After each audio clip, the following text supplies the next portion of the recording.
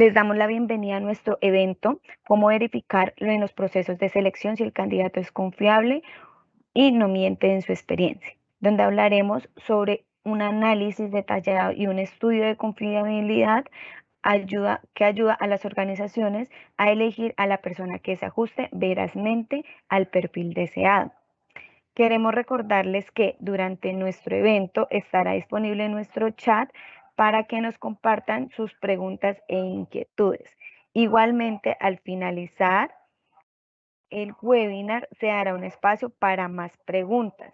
Damos inicio a nuestro webinar y a cargo del señor Olveín García Giral, quien cuenta con una experiencia como exdetective del DAS, investigador acreditado por la Superintendencia de Vigilancia y Seguridad Privada, cuenta con y capacitaciones del Grupo Atlas de Seguridad Integral. También tiene un diplomado en técnicas de entrevista, interrogatorio y análisis de kinesis. También tiene una experiencia en el sistema integrado de gestión en consultoría de la Administración Integral de Riesgos ADMIRA. También tiene un diplomado en especialización en transformación digital de la Universidad de George Washington y también tiene un diplomado de habilidades directivas de Analdex. Como nos damos cuenta, tenemos un conferencista súper preparado que conoce muy bien del tema del que vamos a hablar. No siendo más, don Olveín, el micrófono es suyo. Bueno, muchas gracias, Jessica. Muy buenos días a todos ustedes, a todos los presentes a esta charla. Y de antemano, muchas gracias por la asistencia puntual a la hora que citamos para el inicio de esta charla que vamos a sostener en la mañana de hoy.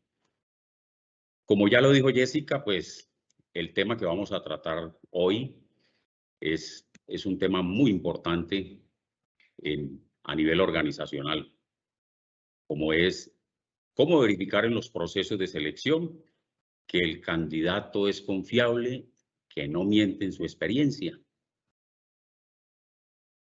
O sea, los estudios de confiabilidad a las personas que debemos tener nosotros dentro de los procesos de selección en la administración de personal, porque es un tema muy importante, porque de él depende que a futuro se materialicen muchas situaciones, muchos riesgos en cabeza de empleados, de colaboradores que han integrado, que se han vinculado a la organización y puedan llegar a afectar de manera negativa, generando impactos bajos, moderados, de alto nivel a la organización. Entonces, este tema, como lo pueden ver, es muy importante porque a nivel organizacional es el día a día. Ustedes en sus compañías, dentro de los procesos de selección, permanentemente están en estos procesos, en estas actividades de vinculación, de preselección, de contratación a personas. Entonces, el recurso humano puede llegar a ser el eslabón más débil o más fuerte en la cadena de prevención de los riesgos. Y de estos procesos de selección, obviamente, pues depende el evitar que un empleado nuevo en la compañía pueda afectar trabajando en contra de la compañía y no como se espera que sea un aliado más, un aliado estratégico dentro de la organización y que se va a ajustar a las políticas, a esos lineamientos que tiene ya establecida la organización y que siempre va a estar en procura y que debe ser el que estar en procura de sacar adelante esa compañía a la cual ha integrado. Ese es el deber ser, pero desafortunadamente en muchas ocasiones no pasa así. Entonces, de ahí la importancia de este tema que vamos a tratar en la mañana de hoy. Entonces, permítanme compartir pantalla, voy a anular la cámara y voy a compartirles pantalla. Bueno, el estudio de confiabilidad a personas.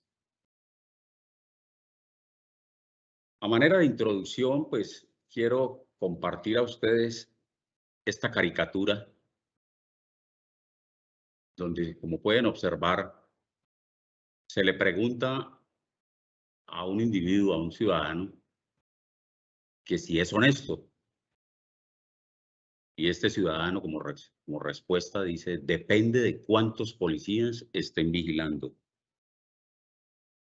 Entonces, miren, analicemos esta caricatura. ¿Hasta dónde nosotros o nuestra sociedad hemos llegado? ¿Cómo nosotros estamos educando a nuestros hijos? ¿Cómo vemos a nuestros congéneres? ¿Cómo nos estamos comportando? Entonces, aquí esto nos indica que como ciudadanos actuamos de acuerdo si hay controles o nos están vigilando, así mismo nosotros nos comportamos. Si existe una cámara, si existe un policía que nos está observando, que nos está vigilando, respetamos las normas. Si no las hay, pues las violamos.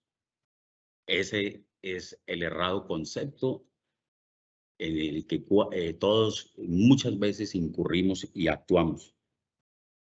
Y este comportamiento se ha vuelto costumbre en nuestra sociedad. A consecuencia de muchos factores, y uno de ellos podría decir que si nos remontamos a la historia de nuestro país a unos años atrás, podríamos decir que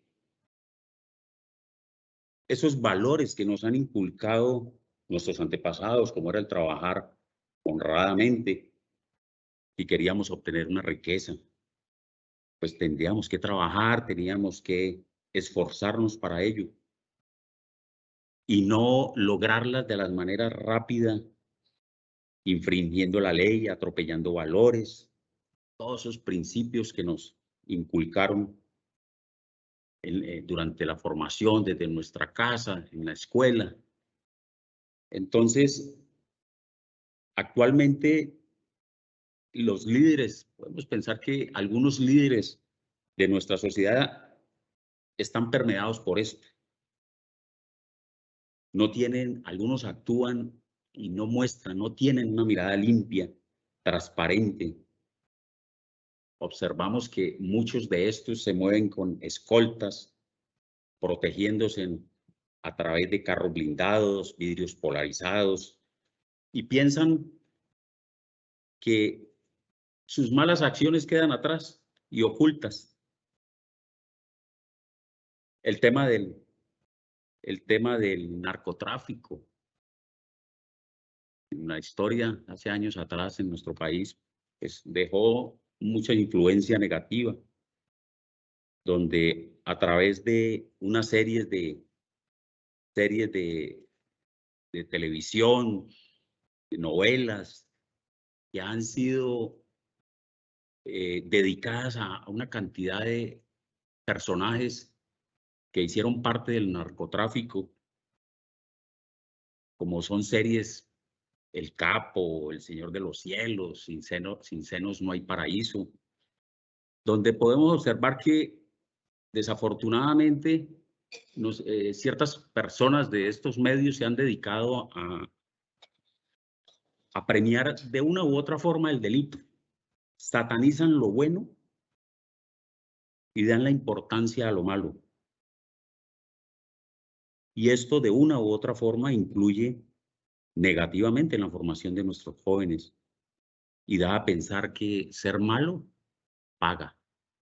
Esa es desafortunadamente el mensaje que nosotros a través de toda esta serie de estos medios televisivos de comunicación se transmiten. Entonces los jóvenes lo que hacen es asimilarla así y entender todo esto de una manera negativa. Y todo este tema pues está ligado, todas estas situaciones están ligadas al tema que hoy nos ocupa, que son los estudios de confiabilidad a personas. En esa necesidad que tenemos dentro de esos procesos de selección para la vinculación de personas, que es necesario que se cumplan ciertas metodologías en una forma correcta para evitar a futuro muchas situaciones. En la mayoría de las organizaciones, bueno, disculpen, aquí les voy a compartir este escrito. Samuel Pérez Atías es una persona, profesor universitario, es escritor, economista, es de nacionalidad guatemalteca.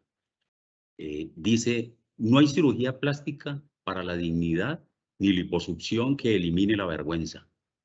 No hay votos que esconda la deshonra ni marca de ropa que cubra el descaro. No hay doctorados o títulos que concedan honorabilidad cuando ésta no es demostrada al final. No hay cuenta de banco suficiente, grande, que suplante la transparencia de la mirada y honestidad de las palabras. Eso nos dice todo. Entonces, después de esta reflexión e introducción que hemos podido hacer, continuamos con nuestro tema ya primordial. Y les decía que en la mayoría de las organizaciones no se hacen las evaluaciones de riesgo en la manera que deben ser. Y si las hacemos, están enfocadas a la seguridad física.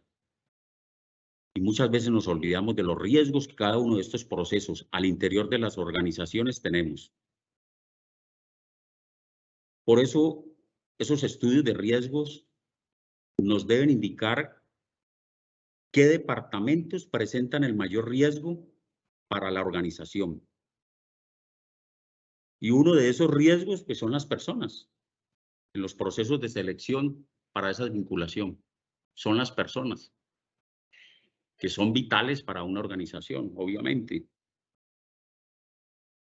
Y en las organizaciones la inversión en la investigación en procesos está por debajo del promedio mundial. Lo que significa que en las empresas se invierte muy poco dinero para hacer investigaciones en los diferentes procesos que la integran, con el fin de brindar esa transparencia y seguridad en cada uno de ellos. Y no es un secreto que con la corrupción que vivimos en nuestro país actualmente, en todos los niveles, la ética está afectando en las empresas. ¿Por parte de quiénes? Por parte de unos perpetradores de muchos delitos. Los malos hábitos, las malas prácticas. Y es por ello que desde la perspectiva del área de gestión humana de estas organizaciones, las cuales son las encargadas de reclutar, seleccionar a cada persona que integra la compañía, está esa responsabilidad. Allí, ese es el primer filtro, el primer paso que es fundamental para la vinculación y para a futuro estas personas que se vinculan a una organización se comporten cumpliendo esos lineamientos, esas políticas de esta organización. Entonces, por eso es que debemos centrarnos, mirar ahí en ese proceso, que es el inicial. Es así que un buen estudio de confiabilidad a personas que se involucran a toda una organización, en un momento puede minimizar esos riesgos a futuro.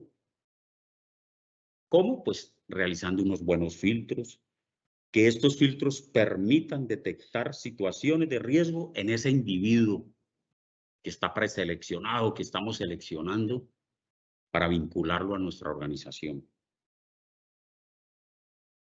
Pero sucede que frecuentemente en las organizaciones vemos unos conceptos cerrados y muchas veces en el cumplimiento de estos filtros. Aquí debemos de pensar debemos de actuar y pensar con la razón y no con el corazón. Porque cuando nosotros actuamos y pensamos con el corazón, perdemos.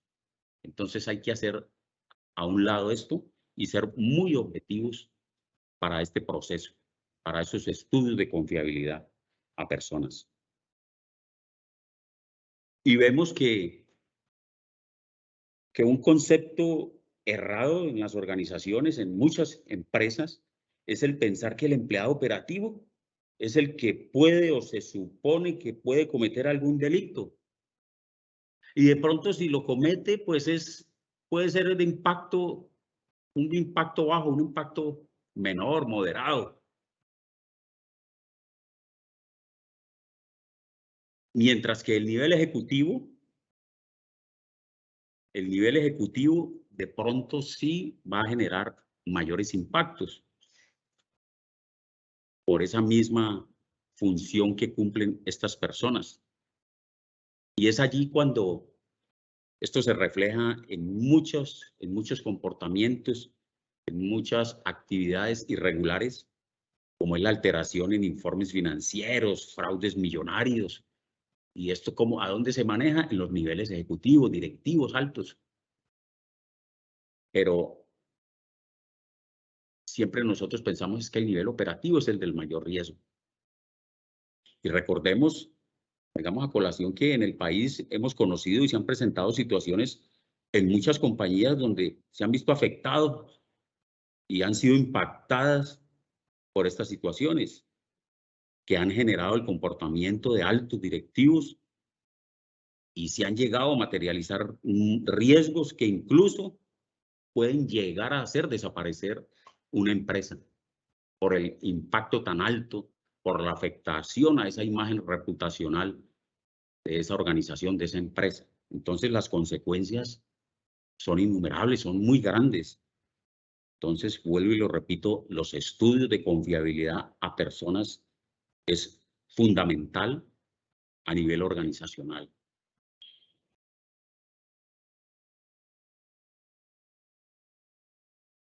El estudio de confiabilidad, ¿qué es? Pues hombre, es un proceso de indagación, inspección y evaluación de datos, donde nosotros desarrollamos un estudio de la información suministrada por esta persona, por este colaborador, por este aspirante a un cargo en la cual se está presentando. Y que nosotros a través de ese proceso validamos las competencias personales, competencias laborales, las competencias técnicas, profesionales y de otra índole que posea ese candidato, ese aspirante, con el fin de evidenciar muchas situaciones, el entorno en el que estos se desenvuelven y que permita la toma de una decisión favorable para esa organización, para esa empresa. Entonces, miren que dentro de los procesos de administración del personal, al interior de estas organizaciones, se debe definir la confiabilidad de esa persona, hacer un muy buen estudio. ¿Cómo se hace este estudio? Pues desarrollando la verificación, el estudio de la información suministrada por el colaborador que ha plasmado una cantidad de información de datos en su hoja de vida. Entonces, es fundamental todo este proceso, es una metodología, un paso a paso. Y entonces aquí lo que se trata es explicarles a ustedes cómo debemos de cumplir ese paso a paso, esa metodología en una forma adecuada y no en una forma inadecuada que permita y que vulnere ese proceso y que permita que ingresen personas que no amerita que hagan parte de la organización. El método habitual de selección de personal, el método acostumbrado que generalmente vemos a nivel de las compañías, el que se cumple, es donde en el primer paso se da una búsqueda de aplicación de pruebas por profesional de selección con auxiliar o secretaria.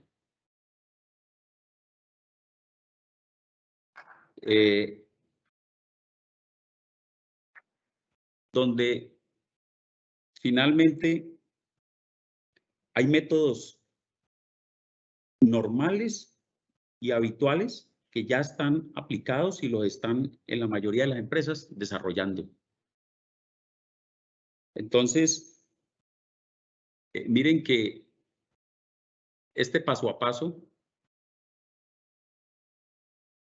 se da de que la búsqueda de aplicación de las pruebas por el personal profesional de selección, psicólogos, trabajadores sociales y que cuentan con un auxiliar o secretaria normalmente, y entonces ellos son los encargados de hacer esa búsqueda, de hacer esa búsqueda, aplican las pruebas, hacen las entrevistas, hacen el estudio de la hoja de vida del candidato o ese aspirante. Y si este candidato o este aspirante cumple con las competencias y si el perfil encaja en las necesidades de esta compañía, pues sencillamente la persona es seleccionada y pasa a una entrevista con el director, con el gerente o jefe del área en el cual va a trabajar. Y sucede que normalmente este gerente o jefe de área, en esta entrevista, en este proceso que cumple ahí, en esa actividad, cae en esa química, en ese clic. Y si esa persona normalmente tiene una muy buena presentación personal, se vende bien, maneja un buen léxico, genera buena empatía con esta persona, con este gerente o jefe. Entonces, sencillamente, esta persona da un visto bueno de aceptación y basado en que como gestión humana dice que esta persona cuenta con las competencias, entonces dice contratémoslo. Esta es la persona que necesitamos. Entonces ya debemos firmar el contrato y así ese candidato, esa persona, ingresa a la organización, ingresa a formar parte de la compañía. Pero analicemos algo. ¿Quién hace ese estudio de esa hoja de vida, de esa información que está plasmada y que hace parte de esa hoja de vida? ¿Quién la hace? ¿Quién verifica esa información de esa persona que estamos contratando? Entonces, generalmente es una secretaria. Vámonos más atrás, vámonos más atrás. Preguntémonos, ¿quién elaboró esa hoja de vida? Pues lógicamente, ¿quién la elaboró? El interesado, el candidato, el que está aspirando a vincularse en esa empresa. Y si la hace esta persona, pues hombre, lógicamente, esa hoja de vida va a estar perfecta. Va a mostrarse como él quiere hacerlo, en la forma que lo quiere hacer. Esa hoja de vida no vamos a encontrar tachones, va a estar alejada de cualquier probabilidad de duda que genere en caso de que ese candidato haya cometido alguna falta o haya tenido problemas en empleos anteriores, que muy posiblemente los pudo haber tenido. Pero como él es el que elabora la hoja de vida, pues ni bobito fuera él pues para plasmar allí y colocar esa referencia, esos datos de esa empresa con la cual tuvo esa situación desagradable.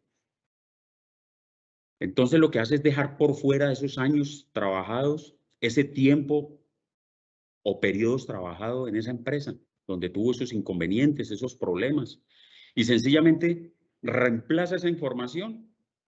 Y si encontramos algunos aspectos como vacíos laborales, que es posible cuando nosotros hacemos un estudio a esta información, podemos encontrar unos vacíos laborales. Pero sucede que esta persona ya tiene una coartada perfecta, unas explicaciones para cuando le preguntemos esto, qué debe decir y qué debe explicar para satisfacer ese interrogante nuestro. Entonces, pues hombre, Dentro de estas explicaciones, ¿qué puede aducir? Que estuvo vinculado en trabajos informales, que se retiró de X empresa porque le salió una oportunidad, creó empresa, se puso a trabajar de manera informal, fue emprendedor, que comercializó algún tipo de producto, pero que al finalmente fracasó en ese propósito, que no le fue bien, y finalmente vio la necesidad de integrarse, reintegrarse nuevamente a una empresa, emplearse. Entonces, mire que en esa forma nos da una explicación y puede muy seguramente ser convincente. Entonces, obviando así la empresa donde tuvo el problema y no la incluye en la hoja de vida.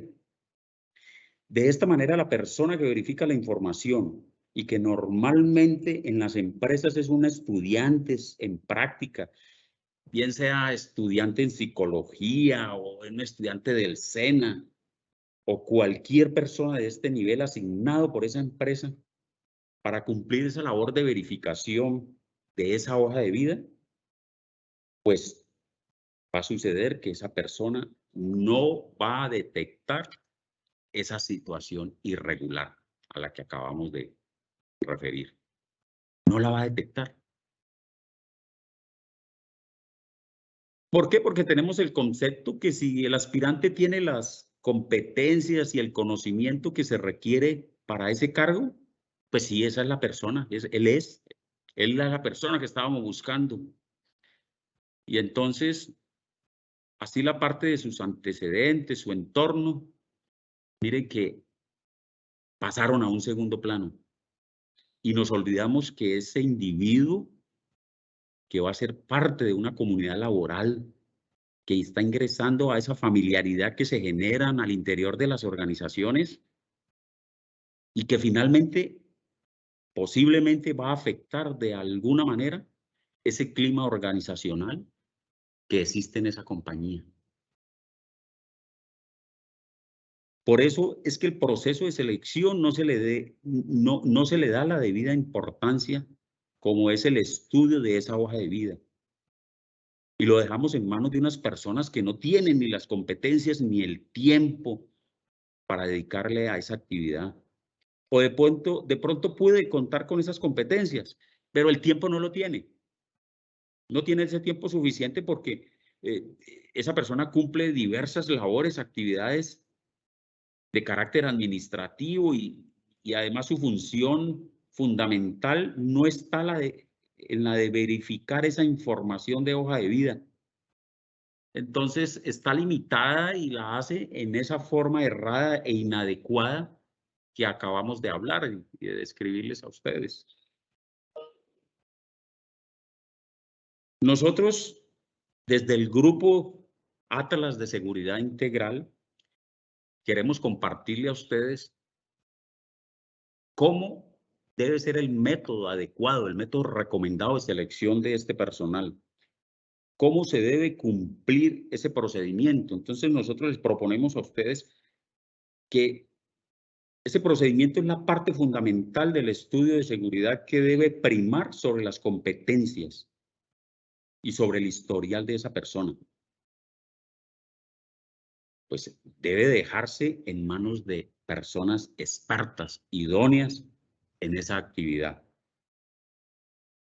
Y es cuando nosotros proponemos un estudio de confiabilidad para estos candidatos. Entonces, mire, les voy a compartir aquí esta presentación donde aquí ya hay un cambio significativo en ese proceso. En el paso 1, esa es la base esencial, fundamental para el proceso, que es el estudio de confiabilidad realizado por personas expertas en el tema. Ya después continúa el proceso común y corriente, con la búsqueda de aplicación de pruebas por profesional de selección con auxiliar o secretaria, que pasa al director, gerente o jefe de área, entrevista y decide, y finalmente se firma el contrato. Pero la base fundamental de este proceso radica en el primer paso, que es el estudio de confiabilidad realizado por personas idóneas, competentes, especialistas en este tema.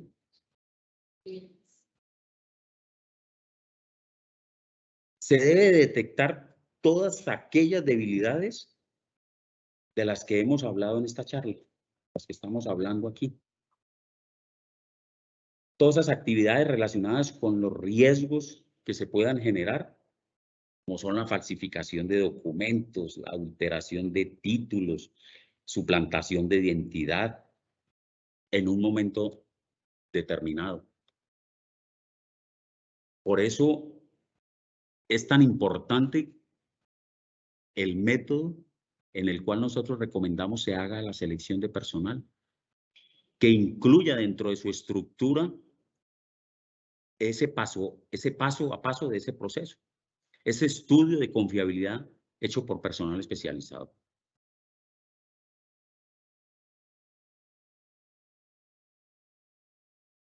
Sobre los cargos críticos, se tiene el concepto errado sobre cargo crítico. A nivel de las empresas, cuando nos reunimos, cuando yo me reúno con muchas personas en diferentes empresas y tocamos este tema de cargos críticos, le pregunto, ¿qué es cargos crítico para usted, mi doctor, señor gerente? ¿Usted qué considera que es cargo crítico? Entonces, pues, la respuesta generalmente me dice, no, pues el cargo que yo desempeño, el gerente, el cargo del financiero, el del presidente de la compañía. Siempre pensamos en los cargos altos.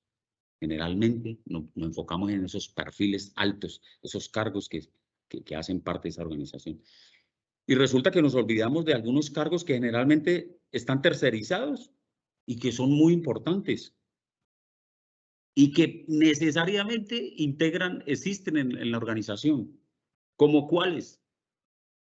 El mensajero, les digo, el mensajero, ese es un cargo crítico. Ese es un cargo crítico. La señora de los tintos, la señora de los servicios generales, es un cargo crítico. Los conductores de la flotilla de los vehículos, de la flotilla de camiones que integran la compañía. Esos son cargos críticos. Y resulta que siempre le damos ese concepto, como dije anteriormente, que no, que como son cargos operativos, entonces son cargos variables, entonces no le damos esa importancia. Y recuerden algo, la señora de los tintos, esa es esa persona que a cualquier hora del día, esta persona puede ingresar a las oficinas. Así sean las que se mantienen cerradas como control o que tienen limitaciones de ingreso, pues esta persona es la que está autorizada para ingresar a hacer el mantenimiento, el aseo, el arreglo de pisos, brillado, bueno, todo lo de servicios generales. Situación que otros empleados no pueden cumplir, no la pueden hacer porque hay unas limitaciones, entonces no pueden ingresar a esas áreas, pero ella sí lo puede hacer. A esa señora nadie la evalúa, nadie la conoce, desconocemos en verdad quién es esa persona y como está tercerizada por un proveedor. Y cuando esa señora o cuando esta persona se ausenta porque salió a vacaciones o presentó una situación de salud, entonces se incapacitó, pues entonces esa empresa proveedora envía un reemplazo. Y mucho menos vamos a saber de esta persona.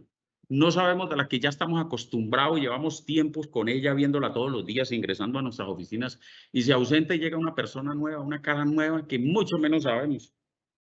Y que ni siquiera nos podemos aprender en los primeros días el nombre de ella. Entonces, es cuando vemos la necesidad de replantear estos temas. Mire, el tema de los conductores de las flotillas. Yo les pregunto a ustedes, ¿cuántas veces ustedes han sido afectados en hurtos, en ruta, los vehículos? Las compañías han sido afectadas porque suele ocurrir hurtos en los desplazamientos, en los trayectos que cumplen estos vehículos, sea en el perímetro urbano, intermunicipal, en las carreteras del país. Han sufrido interceptaciones donde los donde los obligan a detenerse, los amordazan, los dejan amarrados, ingresados por allá en un cañal, y el vehículo y la carga ha sido hurtada. Y entonces, cuando yo entro y cuando se han dado situaciones que me llaman por este tipo de eventos ocurridos, pues hombre, yo escucho la situación, les propongo hacer una investigación y profundizamos indagando, recolectando información, haciendo una buena investigación. Y mire, en muchos de los casos hemos encontrado que esos vehículos fueron entregados por los conductores. Y no quiero decir con esto, pues, que es que los conductores todos son así. No. Hay unas personas que son muy cumplidores y hacen este trabajo con mucha responsabilidad, profesionalismo y ética. También no podemos desconocer que existen unos que son deshonestos en esta labor y aceptan situaciones son permeados por la delincuencia y les proponen dinero a cambio para que entreguen el vehículo para poder hurtar esta mercancía y arman toda una película, un show y muestran situaciones donde efectivamente el señor apareció amarrado y se formula un denuncio y finalmente ocurre esto, pero cuando se hace la investigación se establece que fue partícipe y fue permeado y aceptó esta situación. Entonces, vemos la necesidad de replantear cuáles son nuestros cargos críticos. Tenemos que identificar cuáles son nuestros cargos críticos. Entonces, ya una vez identificado, pues sencillamente lo que tenemos que es brindar seguridad a esos procesos de selección. Ya identificamos cuáles son los cargos críticos y es importante en la organización saber cuáles son los que nos pueden afectar e impactar a nosotros. Una vez identificados, pues brindar seguridad a esos procesos de selección. Y me refiero aquí a la seguridad de la información de los procesos, el manejo de esas carpetas, la responsabilidad. Recordemos la ley 1581, con el decreto 1377, la ley de protección del manejo de la información, y en este caso el manejo de la información del recurso humano, que es primordial e importante al interior de la organización. Las auditorías, cumplir auditorías para verificar que lo que está en los manuales, porque suele ocurrir que están documentados los procedimientos, pero resulta que esos procedimientos tienen fisuras porque está escrito, pero en la práctica no lo encontramos. En la práctica no lo encontramos. No se da cumplimiento a esto. Entonces, lo otro es mantener permanente monitoreo de esta información sensible. ¿A qué me refiero? Pues que debe estar en lugares custodiados para evitar su filtración y el uso inadecuado de esta información sensible. Y el proceso para despedir empleados en cargos críticos. Pues la protección de la información, cuando se trata de computadores, de discos duros, pues sencillamente son reseteados. Listo, y se cumple y se borra información y verificamos desde el área de TICS de la compañía que cumpla adecuadamente esta labor. Pero un empleado sensible, ¿será que le podemos resetear su cabeza, su memoria? Pues obviamente que no. Ese conocimiento que esa persona se lleva y va a usarla puede posiblemente por fuera de la compañía. Los acuerdos de confiabilidad, pues sí, existen, tenemos acuerdos de confiabilidad, pero muchas veces esto no se cumplen. Y una vez ya por fuera, esa información la entregan a terceros. Recuerden que hay un decir muy popular que dice, echa la ley, echa la trampa. Entonces, es importante tener muy definidos esos procesos, que ese proceso de retiro de un personal que tiene cargo crítico, que esa persona debe salir tan satisfecho luego de que lo retiremos y que quede finalmente agradecido con esta empresa porque le dio esa oportunidad de hacer parte de ella.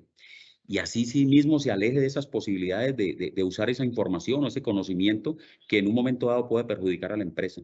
Pero en situaciones contrarias, si esta persona sale en condiciones de conflicto con la empresa, pues hombre, muy posiblemente esa persona se puede convertir en un gran enemigo para la empresa. Entonces, el proceso de confiabilidad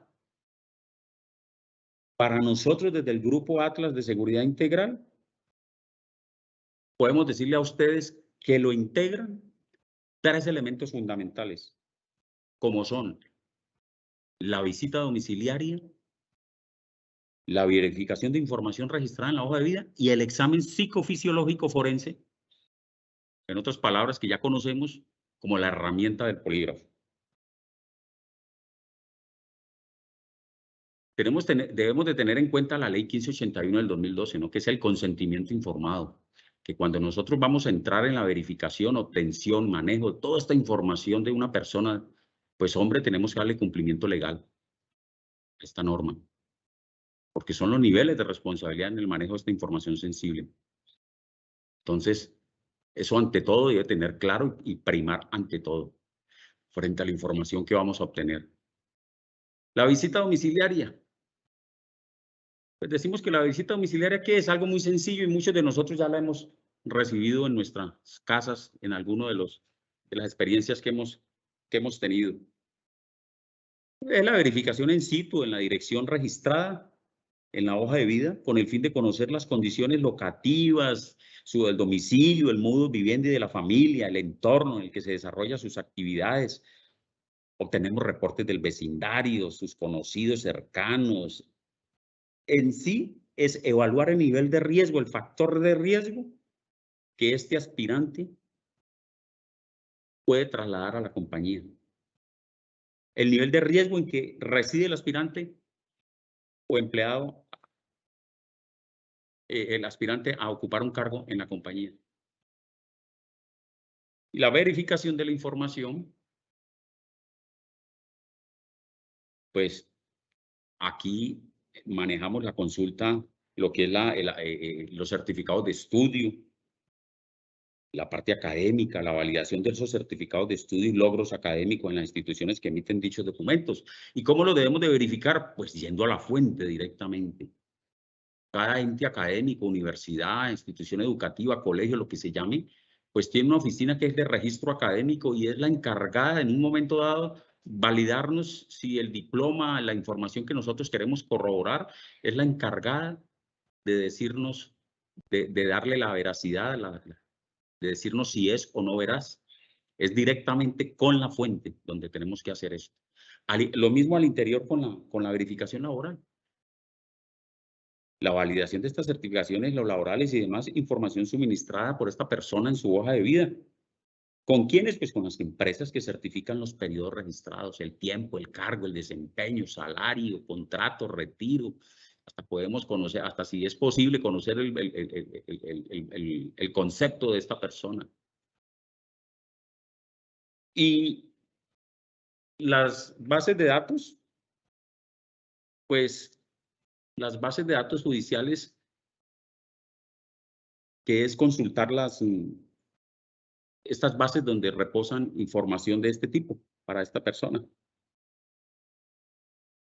Si le reposan anotaciones judiciales o antecedentes judiciales. ¿Qué son las anotaciones?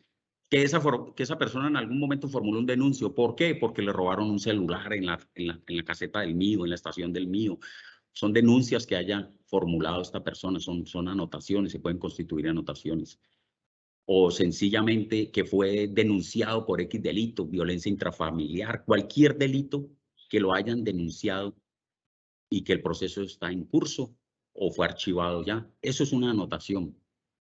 Y el antecedente, pues, cuando ya han sido esas personas dentro de esos procesos, se ha seguido el curso legal y finalmente hubo una sentencia, si fue condenado o si fue declarado archivo definitivo del proceso o algo, ya estos se constituyen como los antecedentes, penas cumplidas por esas personas como por efectos de una condena legal. Entonces, miren que estos pasos hasta donde hemos llegado son de manera importante para este proceso. Por último, el examen psicofisiológico forense o polígrafo, la herramienta del polígrafo, que como ustedes ya lo conocen y han escuchado muchos de ustedes y lo practican, pues hombre, el polígrafo es la utilización de un instrumento científico ultrasensible que se encarga de registrar simultáneamente mediante varios canales los cambios fisiológicos que se conducen en la persona cuando ella miente.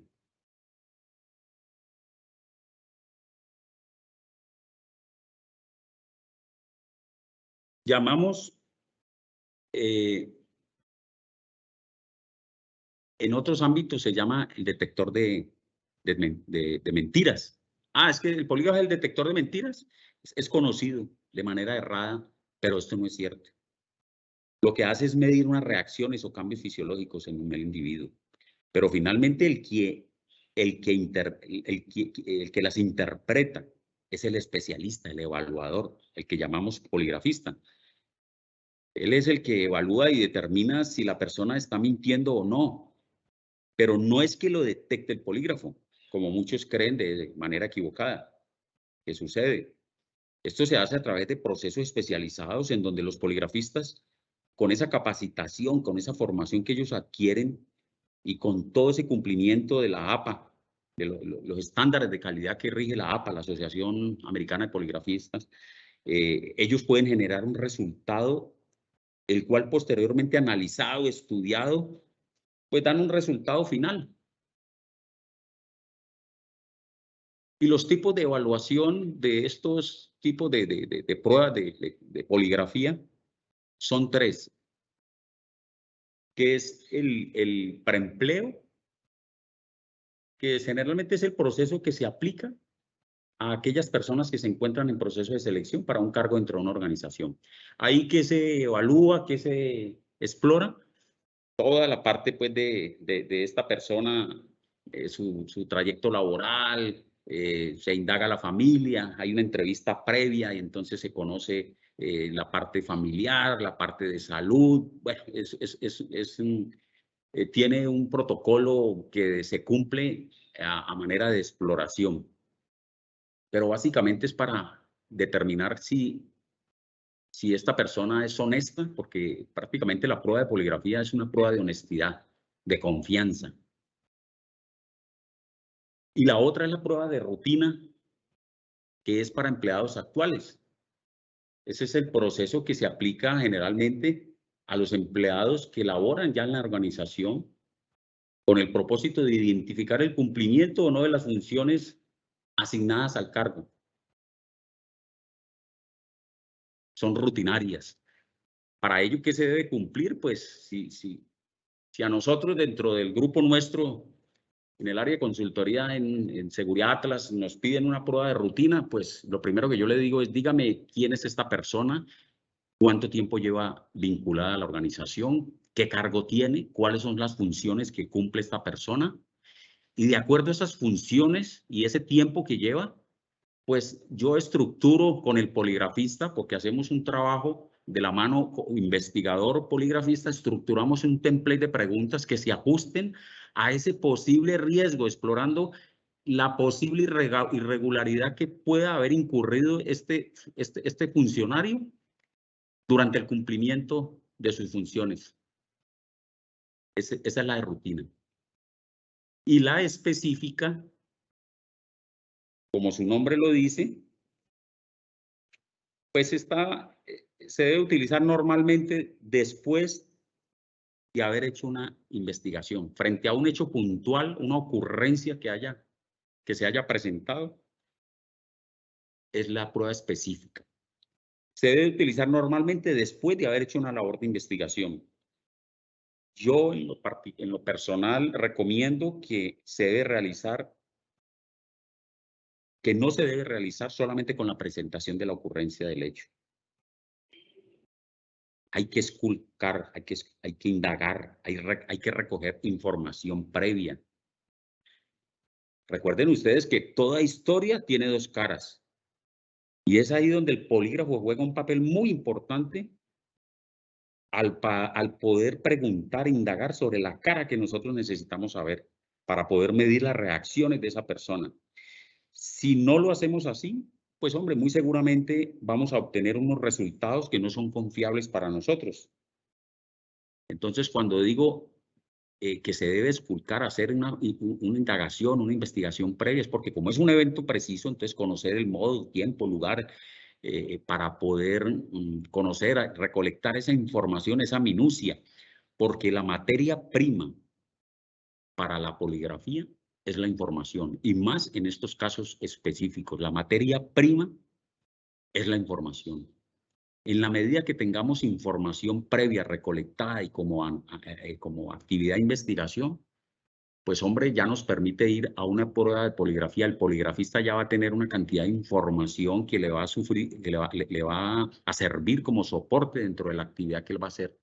Va a ser una muy buena entrevista, va a ser una muy buen examen de poligrafía, y las preguntas relevantes que llamamos nosotros, las preguntas que se formulan con el polígrafo, pues van a ser muy bien estructuradas, apuntando siempre a la necesidad que nosotros tenemos y que lo que queremos saber de esa persona, si posiblemente existe o no esa participación de esa persona. Entonces, es una herramienta muy buena, y yo desde el campo como investigador tengo muy buenas experiencias de trabajos que hemos realizado con el equipo de poligrafistas, donde al final hemos dado muy buenos resultados, pero vuelvo y le repito, en los temas específicos es un trabajo de equipo, investigación, recolección de información, análisis y finalmente la prueba del polígrafo. Pero el polígrafo per se, solo, no nos va a resolver problemas frente a un caso específico. Él no es ese espejito mágico que nos va a decir sí o no, fue o no fue, no. Esto es una herramienta, recuerden. Entonces, de la manera que nosotros lo alimentemos al poligrafista con esta información, pues así mismo vamos a tener un resultado confiable frente a esa necesidad que se tiene frente a esa persona que se está evaluando. Entonces, para que ustedes tengan en cuenta este tipo de herramientas que son muy útiles. Ahora, recordemos que el resultado de la poligrafía no se constituye en prueba como tal. Hay manifestaciones reiteradas de la Corte Suprema de Justicia y la Corte Constitucional, donde dice que los resultados no pueden ser utilizados, esos resultados de un examen de poligrafía nunca pueden ser utilizados como prueba para justificar un despido o para imponer una sanción a esa persona. No, esos resultados se constituyen, son como indicios de una posible conducta o tendencia, pero nunca pueden ser utilizados como prueba en ningún tipo de investigación. Y no podrán ser tomados en cuenta para argumentar justa causa en el despido de un trabajador. Pero sí les permite a ustedes tomar decisiones.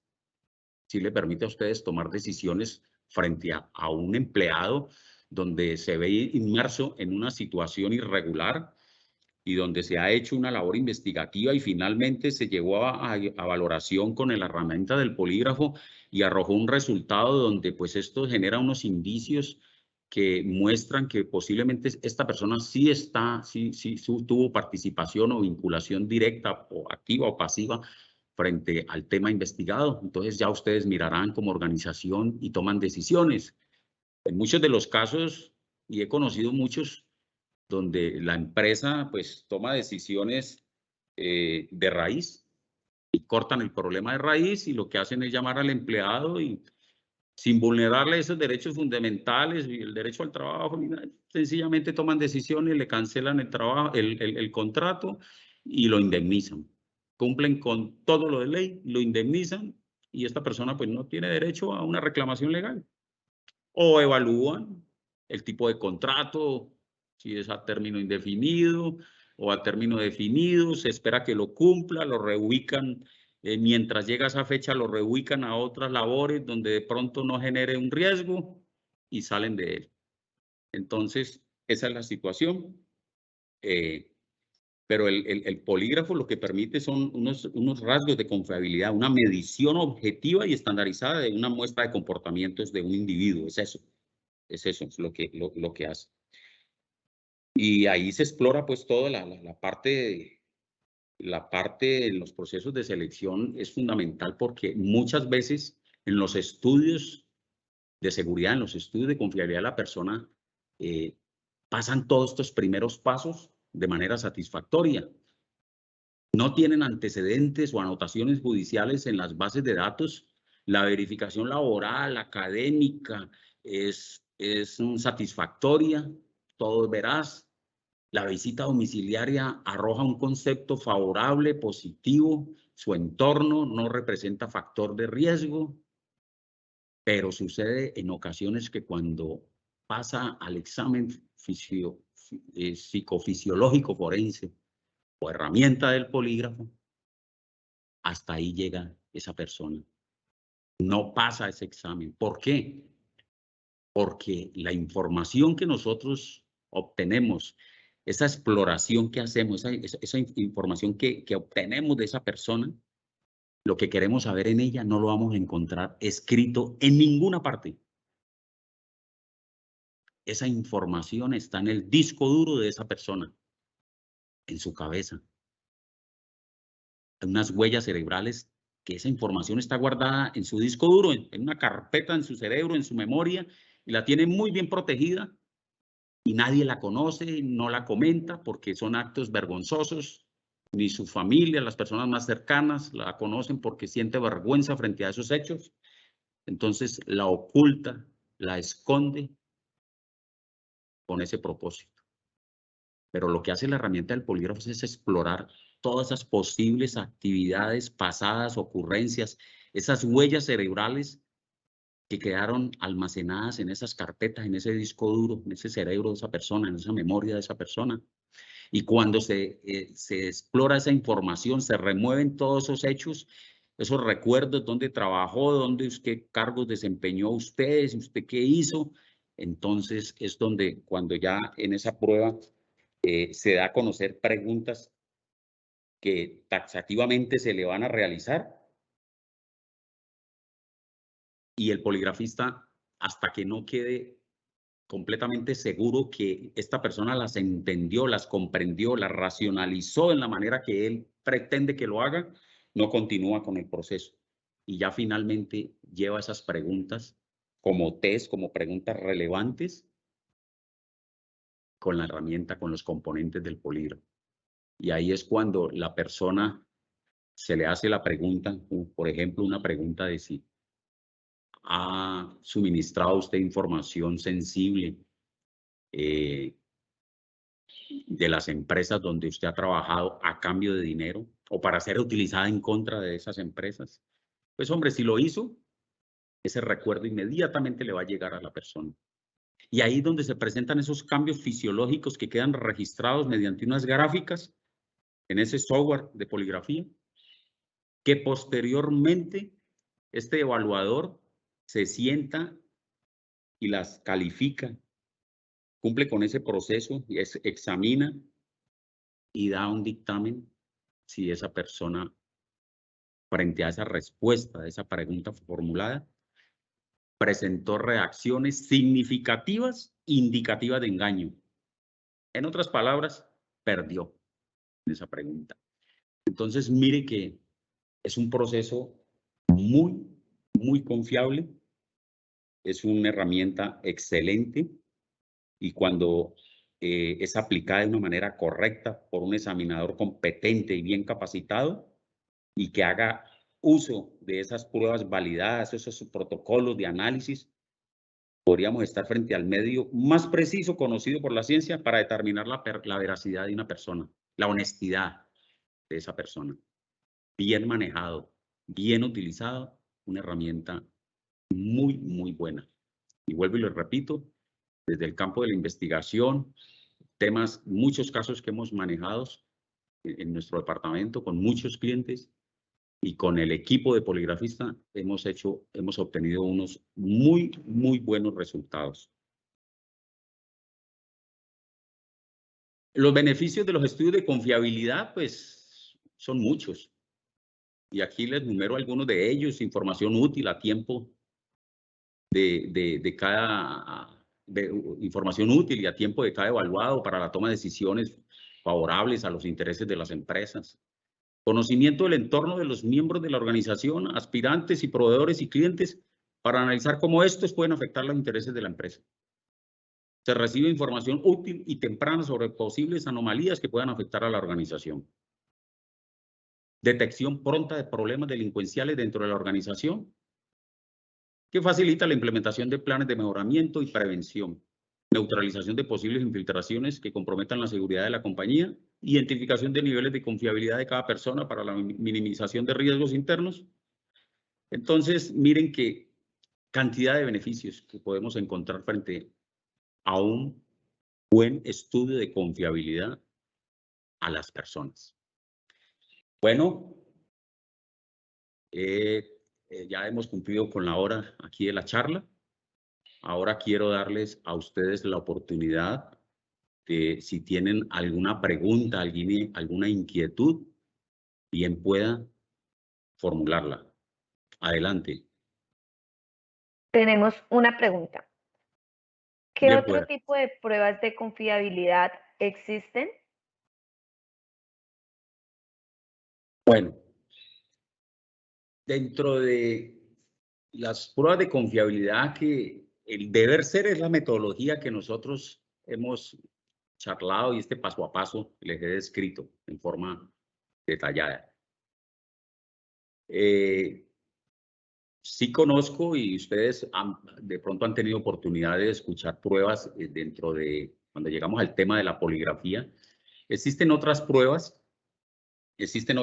como son algo similar a la prueba de polígrafo, que son algunas que van direccionadas al estudio de la voz, que a través de la voz, otros que inclusive hacen este tipo de prueba mediante llamada telefónica, llaman a la persona, y bueno, es una metodología, un software, un método que lo están utilizando y lo ofrecen mucho, y que reemplaza el examen psicofisiológico forense, el polígrafo. Este tema con la voz, el estudio de la voz.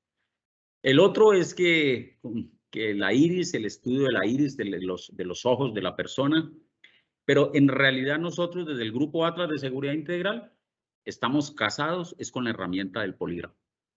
¿Por qué? Porque le damos la mayor confianza y credibilidad, y por la experiencia, y que son temas, son exámenes que ya son validados y tienen un alto porcentaje de fiabilidad frente a sus resultados. Entonces, por ahora no hemos adoptado estas que le comento. De pronto, más adelante, cuando ya los estudios indiquen que ya es una prueba confiable y ha superado esa cantidad de estudios y que nos pueda dar una confianza con un nivel alto, pues de pronto la tomamos. Pero por ahora estamos casados con esta herramienta del polígrafo, con este examen psicofisiológico forense. Muchas gracias. En una entrevista, ¿cuáles considera que son las preguntas más importantes para hacer, ya habiendo pasado por el beneficio de confiabilidad? Bueno, pues el estudio de confiabilidad pues integra todo.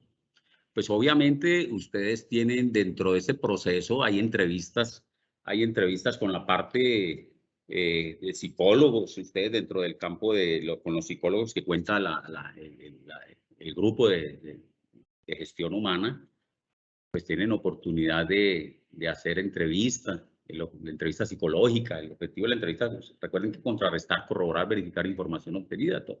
Pero nosotros dentro de este estudio, pues básicamente las preguntas elementales y fundamentales, todo está contemplado en ese estudio. La verificación ya se suple por sí sola y per se, la verificación académica, laboral y bases de datos, y la visita domiciliaria es el complemento donde nos permite cara a cara y en el entorno, como es que más que entrevistar a esta persona sentados en la sala de su casa, mirándolo face to face y frente al componente del grupo familiar, poder observar, conocer su entorno, en qué condición vive, con quién vive, a qué se dedican, bueno, toda esta situación. Entonces mira que todo esto suple todas esas cantidades de preguntas que puedan suplir, que puedan surgir para este candidato. Entonces mira que el estudio de confiabilidad abarca todo. prácticamente todas las preguntas, interrogantes que surjan, se suplen dentro del estudio de confiabilidad. Un estudio que esté bien realizado queda, puedo decir que de una manera satisfactoria y contempla ya todas las necesidades que nosotros podamos tener frente al conocimiento que necesitamos de esa persona. Perfecto. En el caso de las referencias laborales, cuando las empresas se limitan únicamente a brindar la información de la certificación laboral, como lo son fechas y contrato, ¿cómo podemos abordar o indagar por el desempeño del evaluado? Ok, bueno, el tema de la referenciación laboral, ustedes saben que, pues, que por ley está prohibido que una empresa dé mala referencia de una persona. Que diga, no, es que esta persona, de un concepto negativo de esa persona, porque pues hay unos pronunciamientos legales que limitan esas tipos de situaciones, pero en mí está como investigador es recolectar esa información y que la empresa pues hay información que la empresa puede darnos muy abiertamente, pero tiene ese limitante. Pero cuando yo me encuentro con ese limitante, pues hombre, como investigador, pues le puedo formular una pregunta. Venga, dígame algo. ¿Usted contrataría a esa persona nuevamente? Con esa pregunta y esa respuesta que esa persona me dé, me va a decir mucho. Hay casos donde nos hemos encontrado que digan, no, no la contrataría nuevamente en nuestra empresa, en nuestra organización.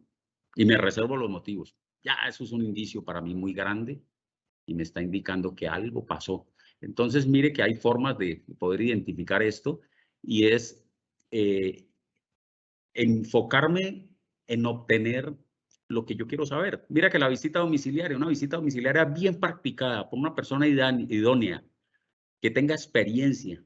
Y la visita domiciliaria se debe hacer siempre bajo el enfoque de seguridad, no solamente bajo el enfoque del psicólogo, del área de gestión humana, no. Debe tener un enfoque de seguridad. Y por eso recomendamos desde el área de consultoría de seguridad y riesgos del Grupo Atlas de Seguridad Integral, estas visitas las realizan son investigadores, personas con el perfil como el mío, que tenemos experiencia, porque cuando yo le digo a usted, mañana voy a las 9 de la mañana a su casa a hacerle una visita domiciliaria, pues ¿qué va a hacer usted? Usted lo que va a hacer es arreglar su casa, tenerla bien barrida, trapeada, todo impecable para mostrarme lo que usted quiere mostrarme. Pero en el investigador, en ese visitador, está encontrar esos indicios que yo estoy buscando y lo que usted pretende ocultarme. La experiencia. Muchas veces hemos hecho visitas y al final, cuando ya hemos recolectado toda la información y sentados en la sala con el grupo familiar y hemos hecho el recorrido con la voluntad de la persona que nos muestra su casa y todo, volvemos y nos sentamos a la casa. Y a mí, se lo digo, he tenido casos donde finalmente le digo al evaluado, face to face, le digo, dígame una cosita, usted no vive aquí, ¿cierto? Con eso, mejor dicho, la persona, su lenguaje no verbal empieza a cumplir con su propósito. Palidece, queda mudo, empieza a temblar, labios pálidos, saliva seca. No, señor, no. Usted no vive aquí. ¿Usted dónde vive? No, que es que yo vivo, que fue que en otro sector. ¿Y por qué está aquí en esta casa? ¿Esta casa a quién pertenece, este domicilio? No, que es de un familiar, es de un amigo que me la prestó y entonces le cuentan a uno todo. Entonces, mire que es la experticia de cómo se maneje el tema, el enfoque que se le dé y la experiencia y el conocimiento que tenga ese evaluador.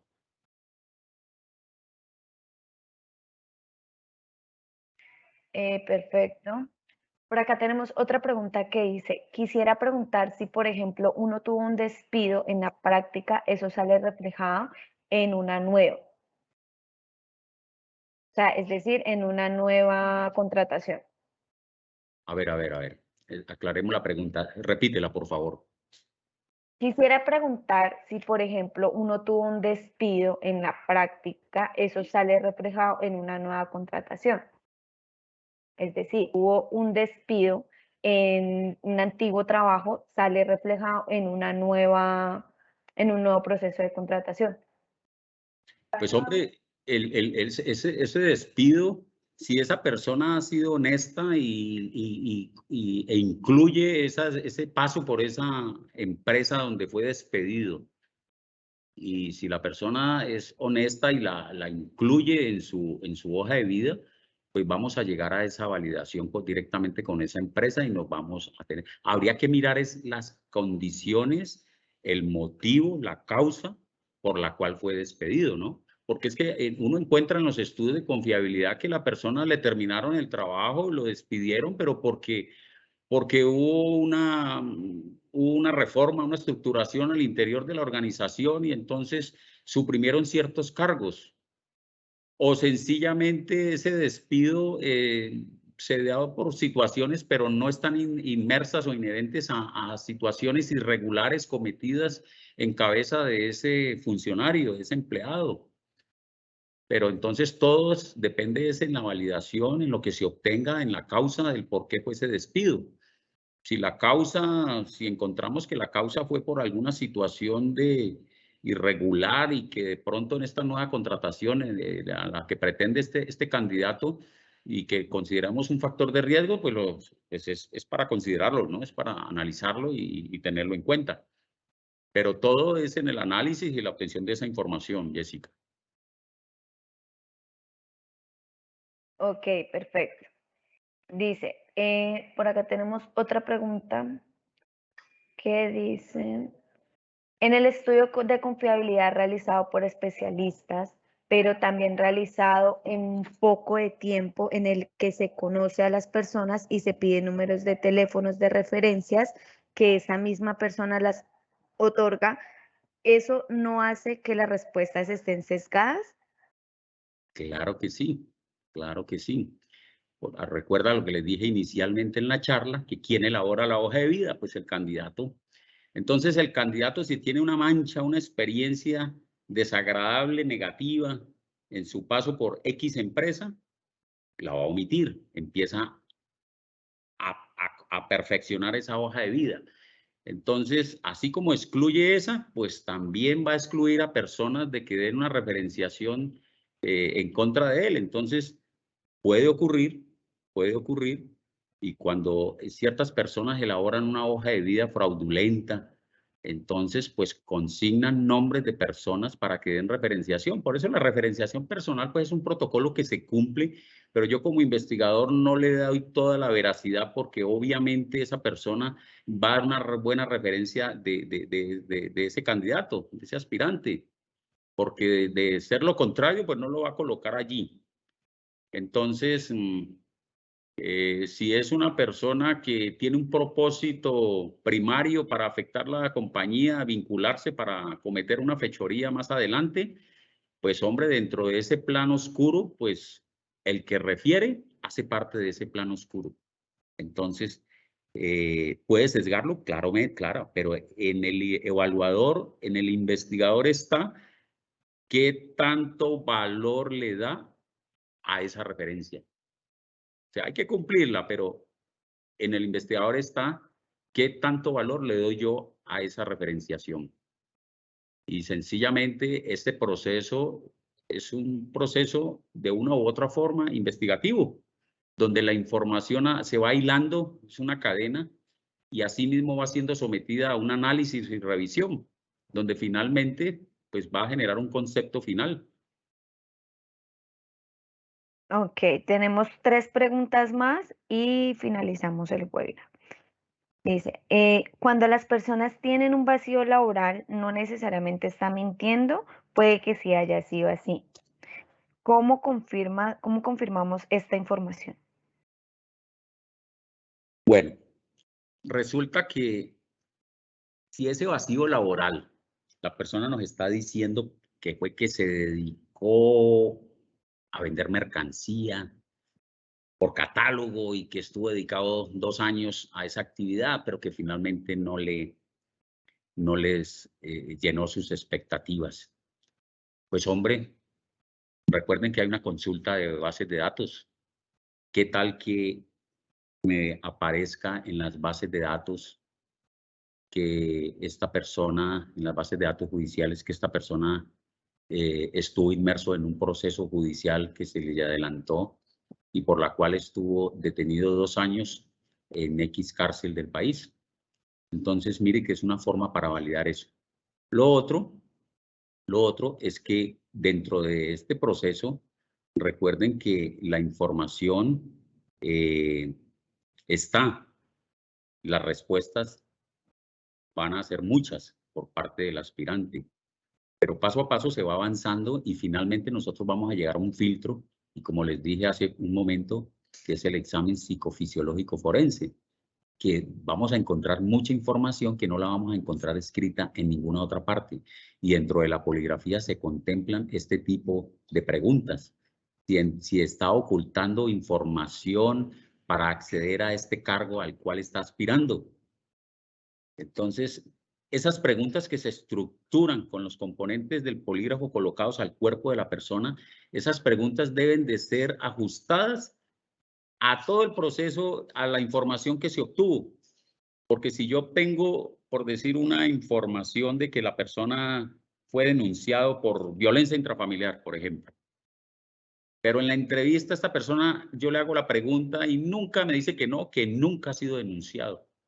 Y resulta que dentro del proceso este señor ha sido notificado, ha asistido a muchas audiencias con las autoridades, con la parte fiscal o juzgados, y resulta que en la entrevista ya estoy viendo que me está ocultando algo. ¿Qué me deja ver? Que esta persona no está siendo honesta, transparente conmigo. Una de las preguntas relevantes dentro del polígrafo podría ser esa. ¿Está ocultando usted información acerca de información judicial dentro de este proceso? ¿Está ocultando usted información judicial dentro de este proceso de selección? Pues hombre, inmediatamente le va a llegar ese recuerdo, recuerden lo que les dijo hace poquito, ese recuerdo, esa huella cerebral, y la persona va a decir que no, pero finalmente el evaluador va a calificar y dice, no, la persona presentó reacción significativa, indicativa de engaño, mintió. Y recuerden, el polígrafo es una prueba de honestidad. Se pasa en la medida que usted sea abierto, transparente y honesto. Es eso.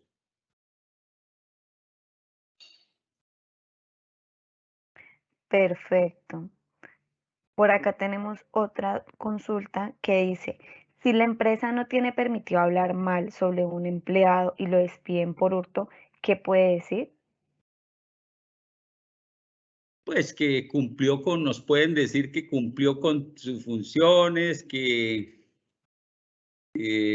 pues las referencias no van a ser muy buenas, el motivo del retiro no nos lo van a decir, pero vuelve y sale a colación lo que les dije hace un momentico. ¿Lo volvería usted a contratar nuevamente? Se validaría toda la información dentro del proceso, la verificación, vacíos, todo el análisis y finalmente vamos a llegar donde siempre vamos a llegar, es escultar con la herramienta, con el apoyo de la herramienta del polígrafo.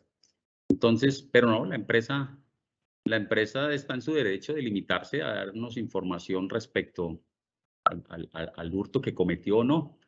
¿Por qué? Porque temen a represalias legales hacia ellos, entonces se van a limitar a decir, pero pues esta información la vamos a encontrar.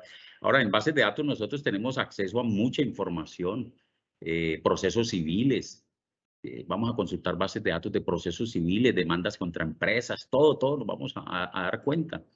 Si esta persona fue denunciado, o procesos civiles que esté adelantando contra alguna empresa o viceversa, donde esta empresa lo denunció y tiene un proceso civil en contra suya. Entonces, mire que dentro del estudio tenemos una cantidad de elementos, una cantidad de herramientas que nosotros nos soportamos para llegar a donde tenemos que llegar y determinar si esa persona es confiable o no. Muchísimas gracias a todos por su participación. Don Ulbeín, muchísimas gracias por su información, por compartir su amplio conocimiento en el tema de estudios de confiabilidad a personas. Recuerden que en nuestra página web www.atlas.com.co pueden encontrar todo nuestro portafolio de servicios. entre ellos estudio de confiabilidad. En el chat de preguntas les dejé el link si necesitan conocer aún más sobre nuestros servicios.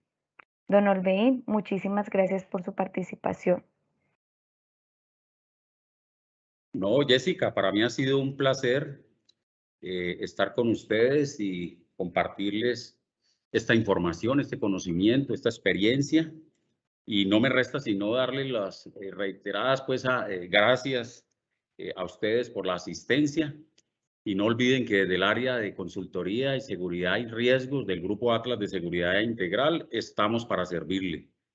Soy un servidor más de ustedes, Olveín García Giraldo, el jefe nacional de investigaciones en este departamento. Estamos a entera disposición para ustedes en el evento que nos soliciten. Perfecto, muchísimas gracias a todos por su participación y recuerden que en Atlas nos gusta cuidarte. Feliz día para todos. Muchas gracias.